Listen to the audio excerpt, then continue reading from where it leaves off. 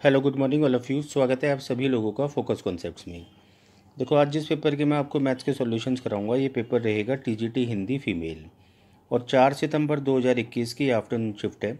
इससे पहले हम 5 सितंबर वाली जो शिफ्ट है आफ्टरनून शिफ्ट, उसके मैथ्स के सॉल्यूशंस कर चुके हैं।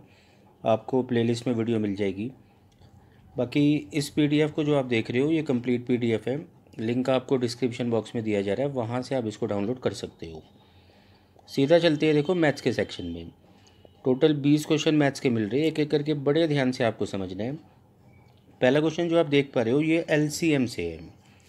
कहते हैं 6 अंक की सबसे बड़ी संख्या कौन सी है जिसे जब हम डिवाइड करें इन संख्याओं से तो इतने इतने हमें रिमाइंडर्स मिले, यानी शेषफल मिले। बेसिक कॉन्सेप्ट क्या होता है इसका, देखो, जब ये अलग अलग रिमाइंडर्स मिल रहे होते हैं तो हमें उस रिमाइंडर मतलब उन रिमाइंडर्स का ना डिफरेंस देखना होता है डिवाइजर्स के साथ, और वो हमेशा हमें सेम मिलता है। जैसे कि आप यहाँ पर भी देख पा रहे हो, सभी के बीच अंतर 6 मिल रहा है। तो इसी 6 को क्या करना होता है, लास्ट में ना माइनस करना होता है।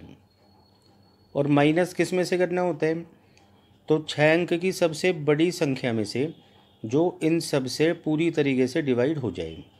अब इतने सारे नंबर्स को तो देखो हम चेक नहीं कर सकते, तो इसलिए हम क्या करते हैं कि मतलब इन नंबर्स को ख़त्म करते हैं एलसीएम लेके। सभी नंबर्स का एलसीएम 540 होगा। तो अब आप इन नंबर्स की जगह कह सकते हो कि 6 अंक की एक ऐसी संख्या तैयार करनी है जो 540 से पूरी डिवाइड हो जाए, और उसी नंबर में से हमें 6 घटाना है, तब जाके हमें आंसर मिल रहा होगा।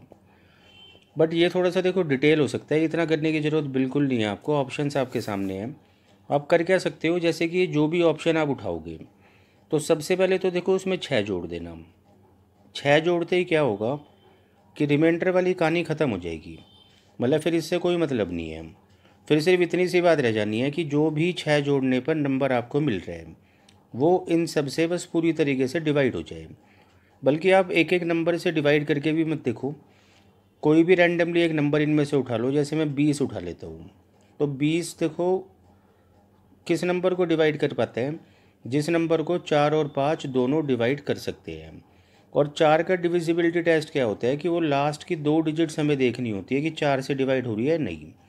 तो आप क्या करो कि 6 जोड़ करना, सभी की लास्ट की 2 डिजिट्स बनाओ। तो आप बोलोगे यहाँ पर 90 बनेगी, यहाँ बन रही होगी 40, यहाँ 73 और यहाँ 70। और बिल्कुल क्लियर है, सिर्फ 40 ही वो नंबर है, मतलब लास्ट की 2 डिजिट्स है जो 4 से पूरी तरीके से डिवाइड होती है। तो बस यही अपना हो जाएगा आंसर। क्वेश्चन 2 है इसके बाद। देखो बिल्कुल आसान सा क्वेश्चन है। आपको बता रखा है कि एक विद्यालय में क्या हुआ था कि गणित का एक पेपर हुआ था, अधिकतम अंक 300 थे। इसका मतलब है पेपर 300 नंबर का था, और राम ने ना 72% अंक प्राप्त किए।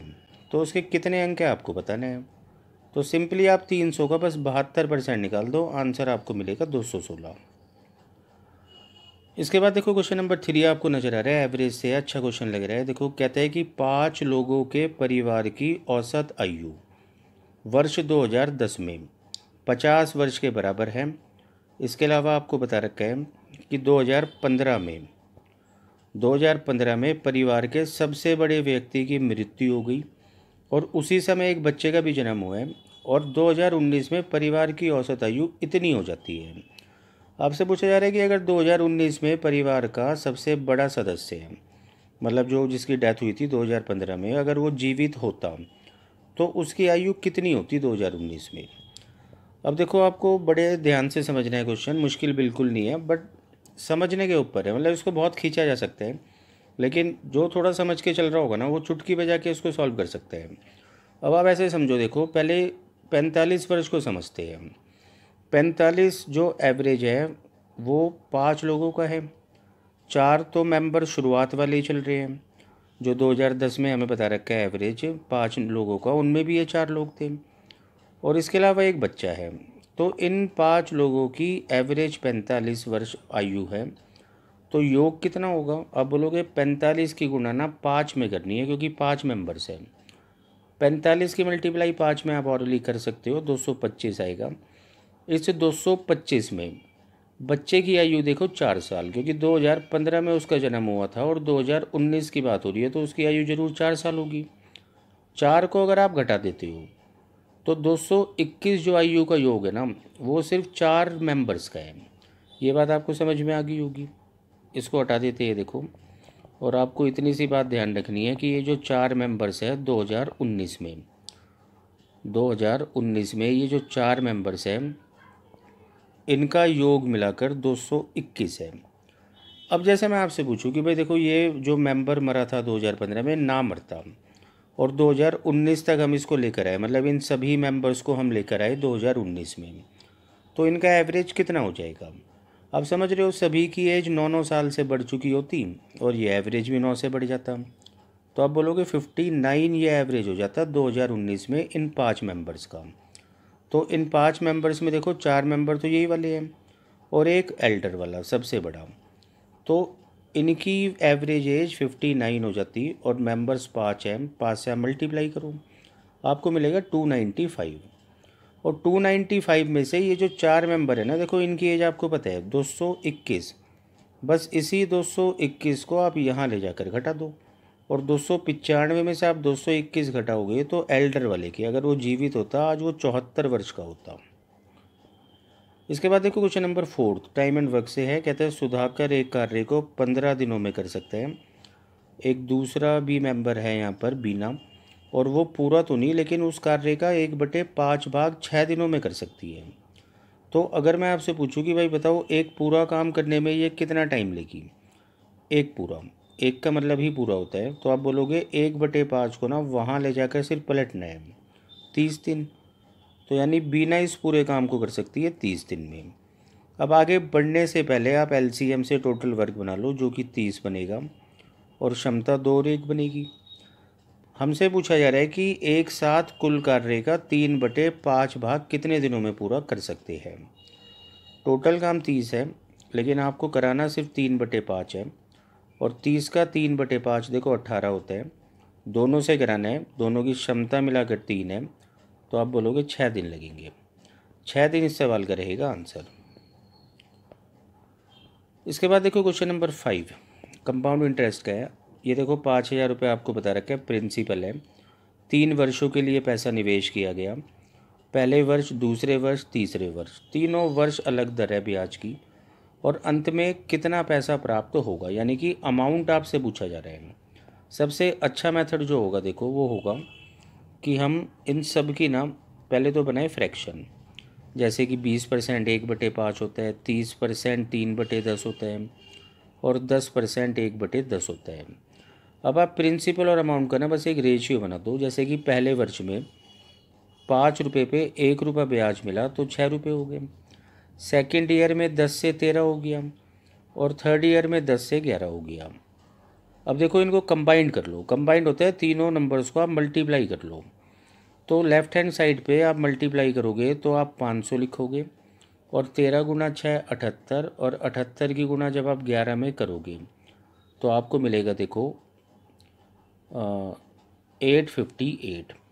तो अगर 500 रुपये कोई निवेश करेगा ना तो इतनी इतनी दर से 3 वर्ष बाद उसको इतना पैसा मिलेगा। बट निवेश ध्यान से देखो उसने 5,000 किया है, तो एक एक ज़ीरो और लगा दो इनके साथ, तो अमाउंट जो होगा ना वो 8580 रुपये हो जाएगा। क्वेश्चन नंबर 6 आसान क्वेश्चन है बिल्कुल। देखो एलसीएम से है ये क्वेश्चन भी। आपको बता रखा है दो संख्याओं का HCF 40 है, LCM 840 है, और जो दो नंबर्स की बात हो रही है उनमें से एक नंबर 280 है, दूसरा नंबर आपको बताना है। और बिल्कुल आपने पढ़ रखा होगा कि दो नंबर्स का प्रोडक्ट, जिनमें से एक नंबर 280 है, सेकंड को आप सेकंड लिखा रहने दो, तो दो नंबर्स का प्रोडक्ट बराबर होता है उन्हीं के HCF और LCM के प्रोडक्ट के। बस इस प्रॉपर्टी का आपको यूज़ करना है। 0 से 0 आप काटोगे, 4 से इसको 7 बारी काटोगे और 7 से नंबर कटेगा 120 बारी। तो सेकंड नंबर हमसे पूछा है तो आंसर रहेगा 120। इसके बाद देखो क्वेश्चन नंबर 7 है। यहाँ आपको बता रखा है कि एक वृत्त है यानी कि सर्कल, और उसकी त्रिज्या यानी कि रेडियस 56 सेंटीमीटर है। एक आयत भी है जिसकी लंबाई चौड़ाई नहीं बता रखी बल्कि लंबाई चौड़ाई का अनुपात बता रखा है। तो आप इसको देखो 7x और 22x मान लो कि ये उसकी लंबाई और चौड़ाई है। कहते हैं कि वृत्त और आयत का क्षेत्रफल आपस में बराबर है, तो आयत का परिमाप क्या होगा। अब देखो वृत्त का क्षेत्रफल आपको पता है pi R square, pi R square, R आपको बता रखा है 56, और ये बराबर है आयत के क्षेत्रफल के, यानी कि एरिया ऑफ रेक्टेंगल के, जो कि लंबाई गुना चौड़ाई होते हैं। 7x लंबाई है और 22x चौड़ाई है। तो यहाँ से हम देखो x की वैल्यू निकालेंगे। 22 से 22 कटा, 7 से नंबर 8 भरी कटा और 7 से नंबर 8 भरी कटा। एक्स स्क्वायर बराबर 64 आपको नज़र आ रहा होगा, तो x की वैल्यू 8 होगी। अब ये जो पेरीमीटर हमसे पूछा है ना, देखो पेरीमीटर क्या होते हैं, पेरीमीटर होता है twice of l plus B, और l प्लस बी को आप पहले मतलब x की फॉर्म में ही जोड़ लो, तो ये आपको मिलेगा 29x, और x की वैल्यू आपको पता है 8 आई है। तो बस आप इनको मल्टीप्लाई कर दो और यूनिट डिजिट से ही काम हो जाएगा। जैसे कि 2 गुना 9 18 का 8, 8 गुना 8 64 का 4, सिर्फ एक ही ऑप्शन में यही आंसर है। इसके बाद देखो क्वेश्चन नंबर 8, आपको बता रखा है एक रेलगाड़ी एक स्थिर खंभे को पार करने में 2 मिनट का समय लेती है, प्लेटफॉर्म को पार करने में कितना समय लेगी, जबकि लंबाई जो है ना प्लेटफॉर्म की रेलगाड़ी से 3 गुना है। बहुत आसान क्वेश्चन है, देखो मैं आपको समझाता हूँ। आप मान लो यहाँ पर जो ट्रेन है उसकी लंबाई 1 है, और आप समझते हो कि भाई खंबे को पार करने में ट्रेन को सिर्फ अपनी लंबाई जितना चलना होता है, तो आप कह सकते हो कि 1 यूनिट चलने में ट्रेन ने 2 मिनट लिए। अभी देखो जो आपको चलवाना है ना, मतलब जो पार करवाना है, वो है प्लेटफॉर्म, और प्लेटफॉर्म जो है वो 3 गुना है ट्रेन से। तो इसका मतलब है अब ट्रेन जो चलेगी वो अपनी लंबाई प्लस प्लेटफॉर्म की लंबाई चलेगी। अपनी लंबाई 1 है, प्लेटफॉर्म की लंबाई 3 गुनी है, तो 3 है। टोटल 4 यूनिट चलना है, और 1 यूनिट का टाइम आपके सामने है। 4 यूनिट का टाइम आप समझ रहे हो 8 मिनट, और 8 मिनट को बस अब सेकेंड्स में बनाना है। आप समझते हो 1 मिनट में 60 सेकंड होते हैं, तो 8 मिनट में 480 सेकंड होंगे। सिंपल था बिल्कुल। इसके बाद आ जाते हैं भाई क्वेश्चन नंबर 9 में। आपको बता रखा है मूलधन ज्ञात करें, मतलब प्रिंसिपल। 2 वर्ष के लिए हर वर्ष जो ब्याज की दर थी वो 14% है चक्रवृद्धि ब्याज दर पर, और 3249 रुपये की राशि हो जाती है, मतलब ये अमाउंट है। अब देखो यहाँ पर जो रेट है ना वो 14% है। 14% की अगर आप फ्रैक्शन वाइज चलोगे ना तो थोड़ा सा बड़े बड़े नंबर्स बनेंगे। आप कर क्या सकते हो, देखो कंबाइंड कर लो इसको। 14% की दर से 2 वर्षों में जो कुल ब्याज हमें मिलेगा वो इतना मिलेगा। पहले भी आपको देखो ये मैंने काफ़ी बारी बताया है, X plus X Y into 100। ये आपको क्या करके देता है, 2 साल की इकट्ठी ब्याज दर बना के देता है। इसको जब आप सॉल्व करोगे, देखो 14 और 14 28, और इधर 14 गुना 14 होता है 196/100, यानी 1.96। 29.96% हमें ब्याज मिलेगा, जबकि ये जो फिगर है देखो ये अमाउंट है। अमाउंट बनाने के लिए प्रिंसिपल भी ब्याज में जोड़ना होता है। 100% प्रिंसिपल होता है, तो इसका मतलब है 129.96, इतना परसेंट हमें मतलब कुल मिलाकर राशि प्राप्त होगी अमाउंट के रूप में। और वैल्यू इसकी हमें दे रखी है देखो 3249। अब हमें प्रिंसिपल निकालना है जो कि 100% होगा। तो 100% से पहले 1% की वैल्यू देखो ऐसे निकलेगी, और 100% की वैल्यू निकालने के लिए इंटू 100। बाकी इस डेसिमल को आप हटाते हो तो 1 और 100 लिख सकते हो, और इसको जब आप कैलकुलेट करोगे तो देखो बहुत आसानी से कैलकुलेट हो जाएगा। आपको ये नंबर्स नज़र आने चाहिए कि 3249 का ही 4 गुना है ये नीचे नंबर, और यही 4 किसी भी एक 100 को 25 बारी काटेगा, और 25 गुना 100 2500 इस सवाल का आंसर है। इसके बाद देखो क्वेश्चन नंबर 10। आपको बता रखा है एक वृत्ताकार मैदान की परिधि और व्यास के बीच का अंतर है 60 मीटर। अब वृत्ताकार मैदान यानी कि सर्कल की जो परिधि होती है सर्कमफेरेंस वो होती है 2πr, और व्यास आप समझते हो 2r से बनते हैं। तो इन दोनों का डिफरेंस आपको दे रखा है देखो 60। आप यहाँ से ना r कैलकुलेट कर सकते हो। कैसे करोगे, देखो r 2r को आप कॉमन ले लो। अगर 2r को आप कॉमन लेते हो तो ब्रैकेट में बचा एक तो पाई और उधर बचा -1। बाकी ब्रैकेट जब आप सॉल्व करोगे तो आपको देखो कितना मिलेगा, 22 में से 7 गया, 15/7 बराबर 60। 15 से नंबर 4 बारी काटा, इस 2 ने इस 4 को 2 बारी काटा, और रेडियस आपको मिल गई 14। इतनी बात देखो आपको समझ में आ गई होगी। अब सवाल को आगे बढ़ते हैं और उससे पहले लिख लेते हैं कि आर हमने जो कैलकुलेट किया वो 14 है। अब कह रहा है कि 500 रुपये प्रति वर्ग मीटर की दर से मैदान को कवर करने की लागत की गणना करें। अब आपको क्या करना है, देखो इसको कवर करना है मैदान को, मतलब एरिया को।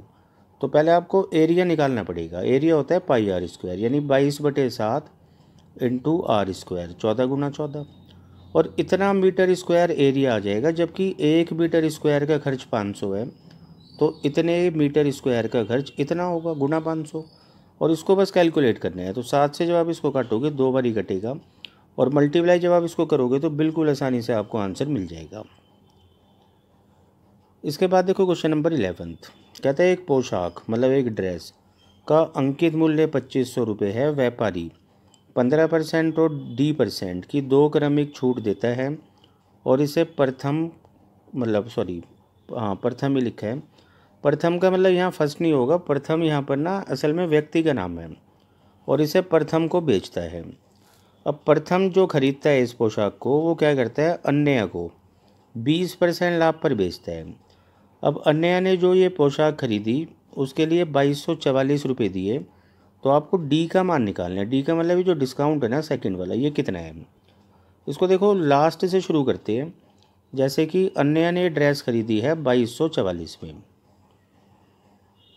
तो इसका मतलब है 2244 प्रथम ने उसको बेची है इतने में, और 20% का लाभ भी कमाया है। तो ये सेलिंग प्राइस उसके लिए 120% है, और 100 से आप मल्टीप्लाई करोगे तब आपको पता चलेगा कि प्रथम ने ये ड्रेस कितने रुपए में ख़रीदी।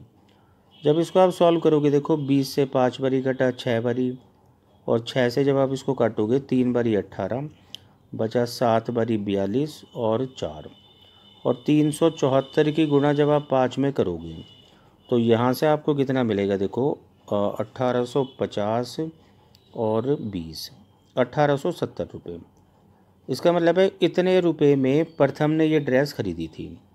अब आगे चलते हैं। देखो आपको पता चल चुका है कि प्रथम ने ये ड्रेस 1870 में जो खरीदी थी, तो वो डिस्काउंट जो उसको मिले थे ना, वो 2 डिस्काउंट थे। 2500 रुपये इसका अंकित मूल्य था। पहला डिस्काउंट जो प्रथम को मिला था वो 15% था। तो 2500 का जब आप 15% निकालोगे तो यहाँ से आपको देखो कितना मिलेगा, 25 गुना 15 375, और 375 रुपये डिस्काउंट के बाद इस ड्रेस की कीमत कितनी बची होगी। तो आप बोलोगे 2425। एक बार इसको दोबारा से चेक कर लेते हैं। 2500 में से 375 यानी कि 125, 2125, और 2125 के बाद भी एक डिस्काउंट मिला है, और इसी पर वो मिला होगा क्रमिक छूट है, देखो वो सेकंड पर मिलती है, और इतनी कीमत आ गई। कितना है ये दूसरा डिस्काउंट, बहुत आसान है। देखो इनका डिफरेंस आपको करना है। डिफरेंस जब आप करोगे तो 130 जोड़ने पर 2000 बनता है, और 130 और 125 यानी कि 255 का ये डिस्काउंट है, जो कि मिला है 2125 पर, और परसेंट के लिए 100। अब इसको जब आप काटोगे 25 से ये 4 बारी कटेगा, और 25 से 8 बारी 200 होता है, और 5। उसके बाद 17 से आप इसको 5 बारी काट सकते हो, और 17 से ये 1 बारी 17, और 15 बारी कटा। 5 से नंबर 3 बारी कटा, और 3 गुना 4 यानी कि 12% का है वो दूसरा डिस्काउंट। क्वेश्चन नंबर 12 है। इसके बाद देखो चतुर्भुज जिसकी 4 भुजाएं होती है, और उन चारों भुजाओं का आपको अनुपात दे रखा है लंबाई का। आपको परिमाप भी बता रखा है। परिमाप का मतलब होता है सभी भुजाओं का योग। आप इन चारों को जोड़ोगे ना तो परिमाप आपको रेशियो में मिल जाएगा, यूनिट्स में। 3 और 4 7, 7 और 6 13, 13 और 7 21 यूनिट आपका परिमाप बनना चाहिए, बट आपको 84 दे रखा है। यहाँ से एक की वैल्यू आप समझ पा रहे हो, 84/21 यानी कि 4। चतुर्भुज की सबसे लंबी भुजा आपसे पूछी जा रही है, जो कि आपको नज़र आ रही होगी, 8 यूनिट है। तो 8 गुना 4 यानी कि सबसे बड़ी भुजा 32 सेंटीमीटर रहेगी। इसके बाद देखो क्वेश्चन नंबर 13 है। आपको एक टेबल दिखा रखी है यहाँ पर, और आपको बता रखा है कि मतलब पुरुष और महिला उनमें जो शिक्षकों की संख्या है, और उनमें से PhD का जो प्रतिशत है, आपको अलग अलग कैटेगराइज किया हुआ है। और ये विश्वविद्यालय है ABCD, सवाल देखते हैं क्या पूछा है। कहते हैं कि सभी विद्यालयों में मिलाकर पुरुष शिक्षकों की औसत संख्या ज्ञात करें। तो बस एक बहुत छोटा सा काम है। देखो, ये सभी जो है ये पुरुष शिक्षक हैं और इनका बस आपको एवरेज निकालना है। तो सबको ऐड करना है और डिवाइडेड बाय 5। तो ऐड करते हैं। देखो, 300 और 200 500 और 350 850, 900 और 200 1100 और ये टोटल बनेगा भाई 1280। 5 से जब आप इसको डिवाइड करोगे तो आपको मिलेगा 256। तो 256 यहाँ पर औसत है। इसके बाद देखो क्वेश्चन नंबर 14 फिर से डीआई का क्वेश्चन है और यहाँ आपको बता रखा है कि कुल 60,000 रुपये मतलब खर्च की गई राशि है और किस किस तरीके से वो खर्च की है। देखो, वो आपको परसेंटेज वाइज बता रखा है। सीधा सवाल देखते हैं क्या पूछा है। कहता है उसने दवा और परिवहन पर कितना खर्च किया। अब दवा पर आपको नज़र आ रहा है 11 और परिवहन पर आपको नज़र आ रहा है 10। तो कुल मिलाकर भाई 21% खर्च किया है और वो भी 60,000 का। तो 60,000 का जब आप 21% निकालोगे, देखो इस तरीके से, तो 21 गुना 6 आप समझते हो 126 और 2 ज़ीरो, 12,600 रुपये खर्च किए हैं। इसके बाद क्वेश्चन नंबर 15 है और कहता है कि ए, बी और सी ने एक व्यवसाय शुरू किया। ए और बी ने 3:7 के अनुपात में निवेश किया और सी ने 8,000 रुपये निवेश किया। मतलब ए और बी का जो निवेश है वो रेशियो में है, जबकि सी का रियल डाटा है। आगे कहता है कि ये जो सी ने 8,000 रुपये निवेश किए हैं, ये ए और बी के निवेश के बीच के अंतर के समान राशि है। मतलब ए और बी का जो अंतर है ना, उतना ये 8,000 रुपये सी ने निवेश किया है। अब देखो, यही अंतर अगर यूनिट्स में देखें तो ये 4 बन रहे हैं। तो इसका मतलब है 4 की ही वैल्यू 8,000 है और आपसे पूछा जा रहा है बी ने कितनी राशि निवेश की। तो बी ने देखो 7 यूनिट निवेश किया है। 1 यूनिट की वैल्यू आप समझ रहे हो 2,000 होगा और 7 यूनिट की वैल्यू 14,000। तो बिल्कुल आसान क्वेश्चन था, मतलब 14,000 बी ने यहाँ निवेश किए हैं। इसके बाद देखो question number 16 time and work से आप कह सकते हो। कहता है कि 5 पुरुष, लिखते चलते हैं, और 6 महिलाएं, या इसको बड़े ध्यान से समझना है, आइदर और। इसका मतलब है या तो ये वाली टीम काम कर ले भाई, या फिर दूसरी टीम है जिसमें 4 तो पुरुष है और 8 महिलाएं हैं, किसी कार्य को पूरा कर सकते हैं। देखो, यहाँ पर उसको बताना चाहिए था कितने दिन में, बट नहीं बताया। तो इसका मतलब है बराबर टाइम में कर सकते हैं। और बराबर टाइम में जब मतलब 2 टीम काम करके दे रही है तो इसका मतलब है आपस में उनकी क्षमताएं भी बराबर होगी। और देखो, एक पुरुष और एक महिला का मतलब रेशियो पूछा जा रहा है क्षमताओं का। अब करो क्या, एम वाले नंबर एक तरफ कर लो, मतलब पुरुषों को आप एक तरफ कर लो। 4 मैन यहाँ पर आकर घटेंगे। उधर 8 डब्लू में से देखो ये 6 डब्लू आप ले जाकर घटा दो, तो यहाँ से आपको मिलेगा 1m इक्वल्स टू 2w। और आप बहुत अच्छे से समझते हो m/w की अगर वैल्यू निकालनी है तो वो पलट जाती है, यानी 2 और 1। तो एक पुरुष और एक महिला का अनुपात। इसके बाद आ जाते हैं देखो क्वेश्चन नंबर 17 में। मिक्सचर से क्वेश्चन है। कहता है कि जस्ता, मैग्नीशियम और तांबे के मिश्र धातु में, देखो उसको लिखते चलते हैं, जस्ता, मैग्नीशियम और तांबा।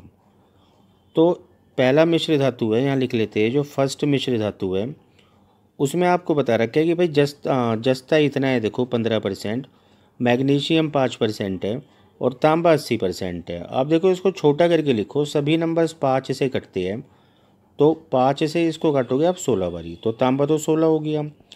मैग्नीशियम आपको नज़र आ रहा होगा 1, और जस्ता जो बनेगा 5 से कटने के बाद वो बनेगा 3। अब देखो एक और मिश्र धातु है सेकंड, और आपको बिल्कुल क्लियरली बता रखा है कि तांबे और मैग्नीशियम के दूसरे मिश्र धातु को, सेकंड में सिर्फ 2 ही मतलब एलिमेंट्स है, एक तो है देखो मैग्नीशियम और दूसरा है तांबा। तो इन दोनों को देखो उसने मिला दिया और मिलाने के बाद जो बना फाइनल मिश्र धातु। तो इस फाइनल मिश्र धातु में कौन सा एलिमेंट कितना % हो जाता है ये आपको बताया है। हालांकि ये भी नंबर्स आप छोटे करके लिख सकते हो, 5 से सभी नंबर्स कट रहे हैं। 75 को आप 5 से काटोगे तो तांबा 15 हो जाएगा। आप इसको 5 से काटोगे तो जस्ता आपको 1 मिलेगा।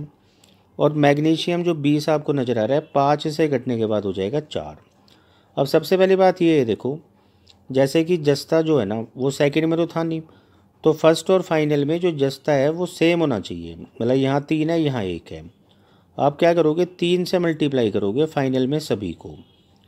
और अब बड़े ध्यान से आपको समझना है कि जस्ता बराबर होने के बाद जो मैग्नीशियम हमें कुल मिलाकर मिला वो 12 है, और 12 में से चलो एक तो यहाँ से मिल गया होगा, तो 11 मैग्नीशियम मिला होगा मैं यहाँ से।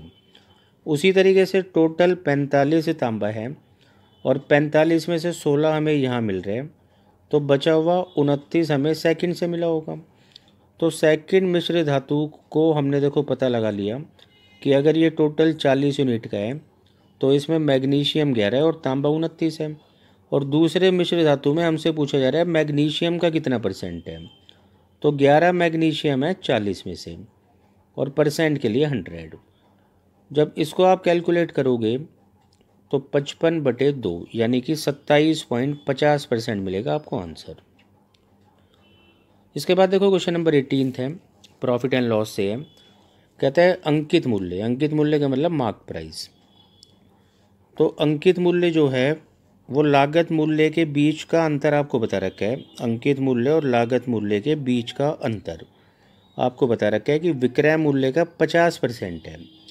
इसके अलावा बताया कि भाई छूट प्रतिशत 20% है। अब 20% की फ्रैक्शन आप समझते हो 1/5 होती है, और इसको आप लिखोगे ऐसे कि अगर जो अंकित मूल्य इस पर 5 लिखा था तो 1 की तो छूट दे दी, तो यानी 1 रुपये हटा दो तो इसका मतलब 4 में बेचा होगा। और आपको बता रखा है कि जो सीपी और एमपी का अंतर है, मतलब क्रय मूल्य और अंकित मूल्य का जो अंतर है वो इस नंबर का 50% है, और इस नंबर यानी 4 का 50% आप समझते हो 2 होता है, तो इन दोनों के बीच का अंतर आपको 2 बनाना है। और एमपी जैसे कि बड़ा नंबर होता है तो इसका मतलब है सीपी को छोटा रखना होगा 2, यानी 3 बना। तो ये तीनों नंबर्स का रेशियो देखो बहुत आसानी से आपने तैयार कर लिया। आपसे पूछा जा रहा है कि अंकित मूल्य और लागत मूल्य का अनुपात क्या है, तो आंसर आपको मिलेगा 5:3। इसके बाद देखो क्वेश्चन नंबर 19 डीआई का क्वेश्चन है, और यहाँ आपको बता रखा है कि 2017 में और 2018 में परिवार की जो आय है, मतलब जो सोर्सेस है वो आपको बता रखे हैं। और पूछा आपसे बड़ा आसान सा सवाल जा रहा है कि 2017 की आय की तुलना में 2018 के लिए कुल आय में कितने प्रतिशत की वृद्धि हुई। तो आपको करना क्या होगा, 2017 और 2018 इन दोनों वर्षों में ना आपको टोटल आय जोड़नी होगी। 17 का मतलब ब्लू वाले नंबर, जैसे कि 90 और 50 आप समझ रहे हो 1,40,000। 20,000 जोड़ोगे 1,60,000, और 25 आप जोड़ते हो तो ये 1,85 हो गया, और 10 जोड़ते हो तो 1,95। 1,95,000 आय है परिवार की वर्ष 2017 में। अब आपको 2018 में जोड़ना है, यानी कि येलो वाले नंबर। तो 95 और 55, आप 5,000 इसको दे दो, 1,00,000 और 50 1,50,000, 1,75,000 और 2,05,000 और 5,000, यानी कि 2,10,000। तो बिल्कुल क्लियर है। देखो 2018 की जो आय आपको ज़्यादा नज़र आ रही है 17 से, वो 15,000 ज़्यादा नज़र आ रही है 2017 से, यानी कि 195,000 से, और परसेंट के लिए 100। बाकी जब आप इसको कैलकुलेट करोगे, देखो 15 से 13 बारी घटता है, तो 100/13 का मतलब है 7 पॉइंट कुछ चल रहा होगा, और ऑप्शन में देखो 7.69 है, बस यही इसका आंसर हो जाएगा। इसके बाद देखो लास्ट क्वेश्चन है, क्वेश्चन नंबर 20। आपको बता रखा है कि 160 मीटर और 180 मीटर दो रेलगाड़ियाँ हैं, मतलब लंबी रेलगाड़ियाँ हैं, एक दूसरे को 15 सेकंड में पार करती है। अब जैसे मैं आपसे पूछूं कि भाई एक दूसरे को 15 सेकंड में पार किया है तो कितना इन्होंने मिलकर चला होगा, तो दोनों की लंबाई मिलकर चली होगी। तो आप कह सकते हो 340 मीटर चलने में टाइम जो लगा वो 15 सेकंड का लगा। अब आगे कहता है कि जो 180 मीटर लंबी रेलगाड़ी है तो इसकी लंबाई में ना 50% की वृद्धि की जाती है। 50% का मतलब आधी, तो 180 का आधा देखो 90 होता है, और 90 और लंबाई बढ़ेगी, तो मतलब पहले से अब ट्रेनों को 90 मीटर ज़्यादा चलना होगा। तो 340 और 90, यानी कि अब इन्हें चलना होगा एक दूसरे को पार करने के लिए 430। और 430 चलने में कितना समय लगेगा वो आपसे पूछा जा रहा है, जिसे आप बिना टाइम एंड डिस्टेंस के कॉन्सेप्ट से कर सकते हो। मतलब सिंपल देखो, आप यूनिटरी मेथड से कर सकते हो कि भाई 15 सेकंड 340 के लिए, तो 1 मीटर के लिए इतना, और चाहिए हमें 430 मीटर का है। बस इसको जब आप कैलकुलेट करोगे तो बहुत आसानी से आपको आंसर मिल जाएगा 18 पॉइंट कुछ, जिसे आप कह सकते हो 19 सेकंड। तो यहाँ ये पेपर ख़त्म होता है। बाकी जल्द किसी नई आंसर की के साथ मिलते हैं, जब तक आप इसको कंप्लीट करो। Thank you.